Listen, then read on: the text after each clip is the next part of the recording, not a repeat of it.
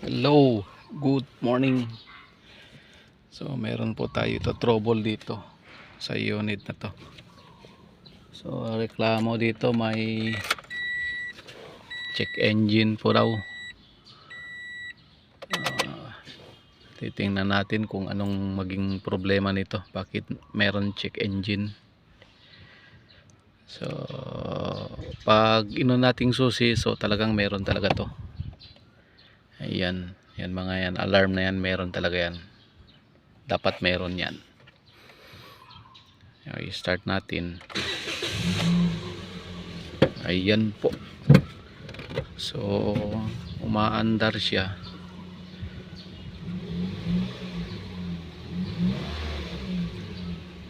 Pero yung check engine niya hindi matanggal. So kailangan natin to i-scan para malaman kung ano talaga naging problema. So para natin.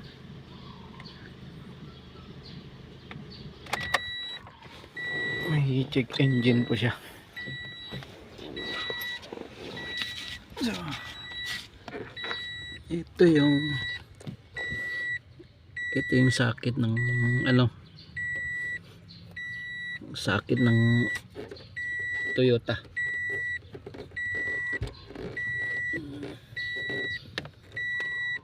Scan po natin to.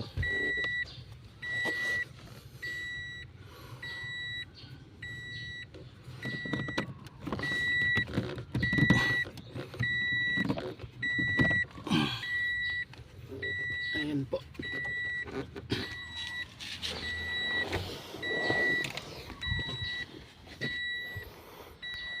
So i-scan natin kung anong problema niya. So turn the ignition on, sabi dito, bago enter.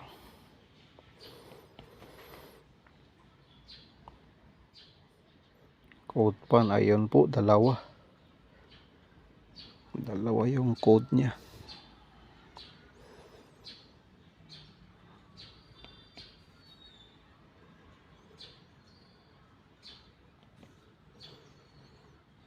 So ayan po.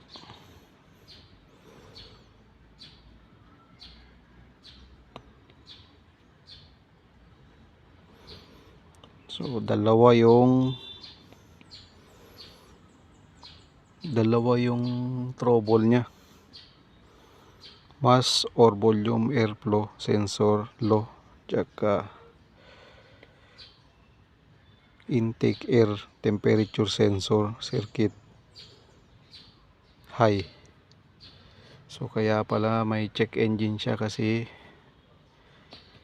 may problema po to sa ang problema nito yung mass or volume airflow, yung tinatawag na mass airflow. So, titingnan natin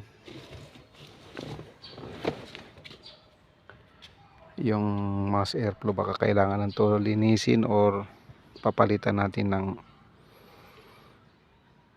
sensor. O tingnan natin, i-off muna natin.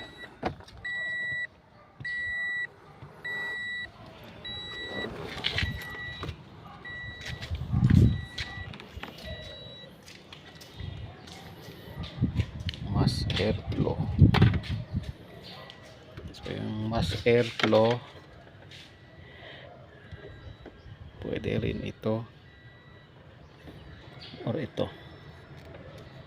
Tingnan natin to. Kung ito naman, linisin natin tong mga sakit, kasi yan ang nagpapacheck engine.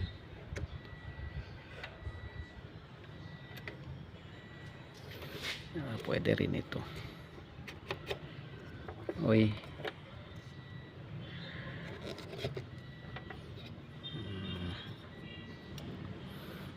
parang hindi nakapasok to ng maigi. Ayun po.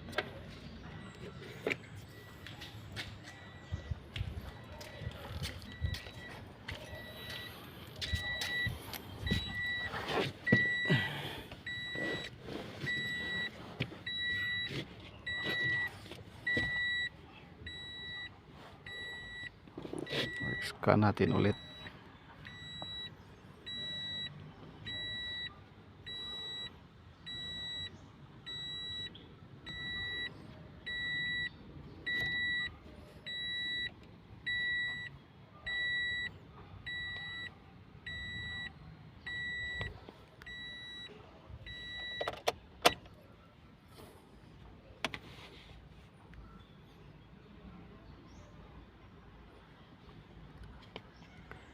Baka yun lang siguro na hindi na pasok, meron pa rin, no?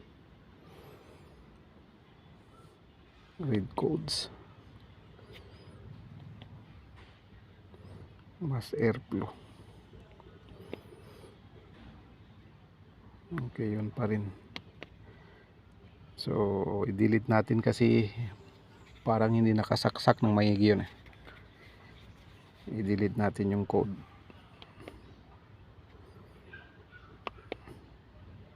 Erase code. Yes. Erase code, please.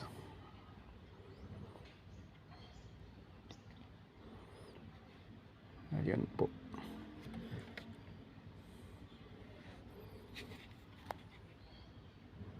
Read codes ulit.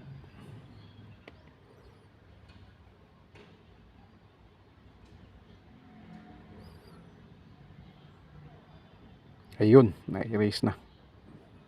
Wala na siyang fault.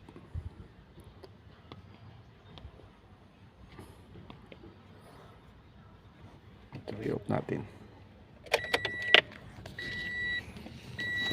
Tanggal yung jacket.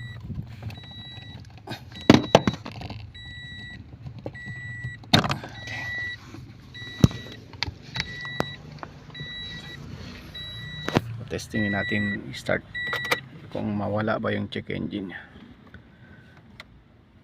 So start. Ayun, so nawala.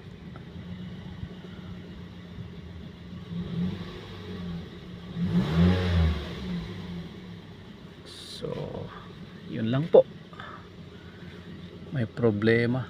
Palagay ko sa sakit siguro. So okay na po siya.